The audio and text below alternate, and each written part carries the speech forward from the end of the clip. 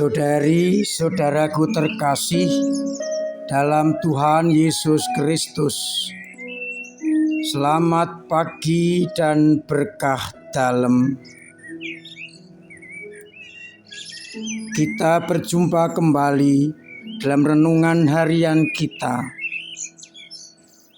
Senin 17 April 2023. Bacaan-bacaan sebagai bahan permenungan kita ambil dari Kisah Para Rasul bab 4 ayat 23 sampai 31. Dikisahkan dalam kisah itu bagaimana para rasul setelah mereka dilepaskan dari sidang mahkamah agama, mereka kembali kepada murid yang lain dan berdoa kepada Tuhan agar mereka mampu mengatasi tantangan-tantangan yang ada, diberi keberanian untuk mewartakan firman Tuhan,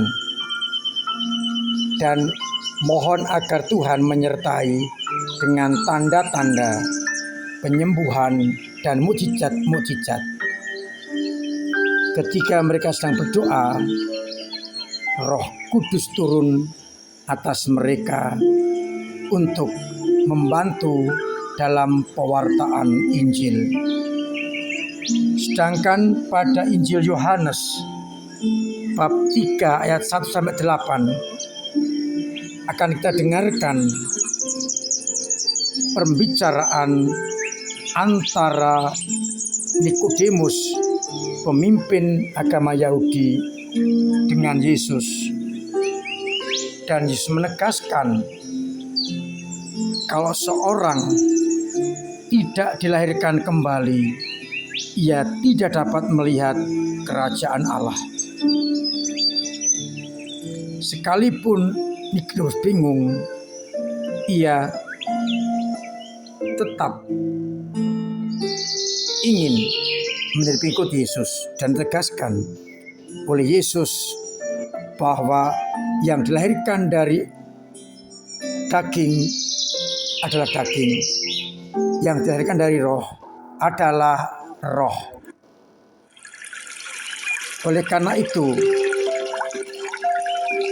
Nikodemus diajak untuk hidup di dalam roh itu. Saudari-saudaraku terkasih dalam Kristus, para murid yang dilepaskan dari sidang mahkamah agama tetap bertahan pada prinsip imannya.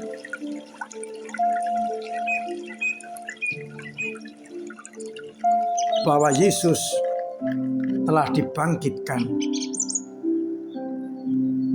Mereka tidak mundur, tidak menyerah, tapi mereka mohon rahmat Allah agar dibantu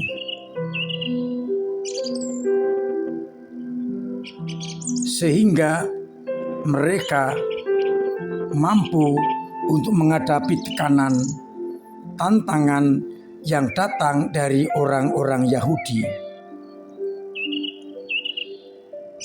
Mereka tidak minta agar musuh dimusnahkan, tapi diberi keberanian untuk memberitakan firman Tuhan dan disertai dengan mukjizat-mukjizat.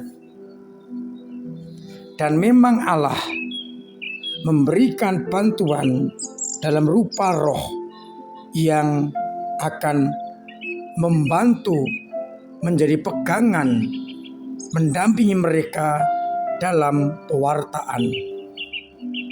Roh itulah yang menjadi jaminan bagi mereka untuk terus mewartakan Injil kepada segala makhluk. Pada Injil roh juga menjadi tekanan dari pembicaraan Yesus dengan Nikodemus, terutama soal lahir kembali. Yang dimaksudkan dengan lahir kembali bukan secara harfiah masuk ke rahim ibu, tetapi mendapatkan hidup yang baru. Hidup yang bukan dari dunia, tapi hidup yang datang dari Allah. Hidup bukan dari kedagingan, tapi hidup dari roh. Dan roh itulah yang memberikan kebaharuan dan keberanian kepada kita untuk bersaksi akan iman kita seperti yang dibuat oleh para rasul. Roh menjadi penting karena dialah yang akan membantu kita untuk terus berani mewartakan kerajaan Allah. Maka pertanyaan yang patut kita renungkan, sudahkah kita mendengarkan, mengikuti, melaksanakan gerakan Roh Kudus itu yang muncul di dalam suara hati kita? Ataukah kita mengabaikan dan mengikuti suara duniawi, suara kedagingan, suara ego kita? Roh itulah yang membentengi kita dari kekuasaan dosa. Maka kita mohon rahmat Allah agar dimampukan untuk hidup sesuai dengan kehendak Roh Kudus yang diberikan, diembuskan oleh Allah kepada kita.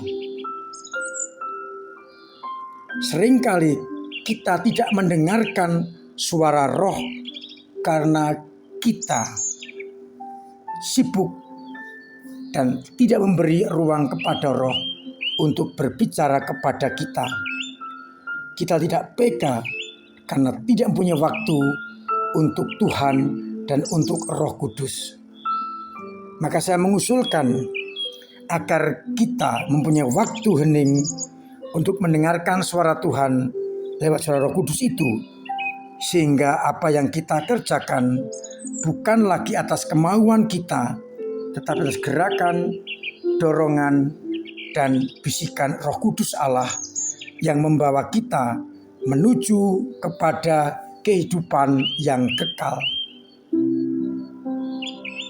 Kita mohon rahmat Allah agar roh itu selalu menjaga kita dari tindakan-tindakan yang tidak sesuai dengan kehendak Allah, tapi mendorong kita untuk selalu melaksanakan kehendak Allah.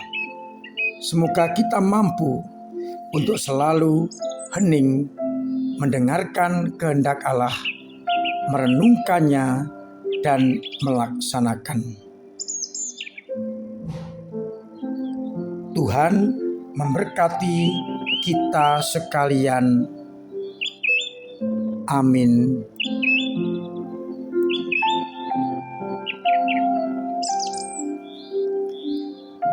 Marilah kita berdoa. Bapa yang penuh kasih, kami bersyukur karena Engkau senantiasa menyertai kami lewat Roh-Mu yang Engkau utus untuk membimbing kami, mendampingi kami agar setia kepada kehendak-Mu. Biarlah Roh itu yang membawa hidup kami kepada keselamatan, dan Engkau membuka hati kami untuk mendengarkan suara, bisikan, dan gerakan Roh Kudus-Mu itu, sehingga hidup kami selalu terarah hanya kepadamu. Kuatkan kami bila kami tuli terhadap gerakan Roh Kudus itu. Bangunkan kami bila tertidur dari suara Roh Kudus, dan bantu kami untuk selalu mendengarkan dan melaksanakan kehendak-Mu. Bapa yang penuh kasih, Bantulah umat-Mu yang imannya lemah, mudah tergoyah oleh kepentingan duniawi. Biarkanlah akhirnya banyak orang yang selalu mengikuti kehendak-Mu lewat Roh Kudus yang Kau embuskan kepada kami, sehingga hidup dan karya-karya kami hanya senantiasa melaksanakan kehendak-Mu. Kuatkan kami bila kami lemah, bantu kami, dorong kami. Semoga umat-Mu yang sakit Engkau sembuhkan, yang beban berat Engkau ringankan, yang punya persoalan Engkau urai agar bisa lega, dan yang punya kesulitan ekonomi Engkau bantu lewat sesamanya, sehingga mereka tetap mengalami kasih karunia-Mu. Semoga mereka tetap berpegang teguh pada iman mereka dan selalu mendengarkan bisikan Roh Kudus-Mu. Untuk itu ya Bapa, turunkan berkat-Mu atas kami semua, Bapa dan Putra dan Roh Kudus. Amin.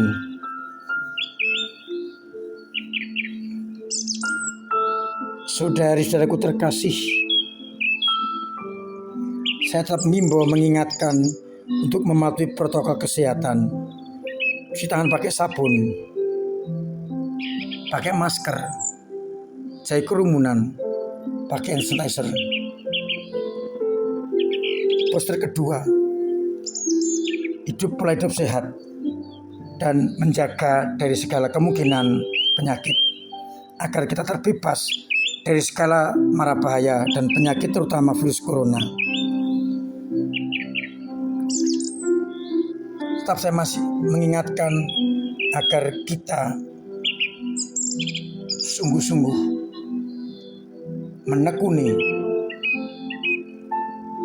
rahmat kebangkitan sambil menantikan turunnya Roh Kudus pada Pentakosta nanti, sehingga kita tetap berpegang pada gerakan Roh Kudus itu. Masih saya undang untuk peduli pada gedung serbaguna kita itu. Dan mari bersama-sama sebagai satu kesatuan komunio memajukan paroki kita dengan talenta yang kita miliki masing-masing. Semoga akhirnya kita mampu untuk mewujudkan gereja yang sungguh-sungguh signifikan. Akhirnya saya mengucapkan selamat pagi, selamat merenungkan, salam sehat, Tuhan memberkati.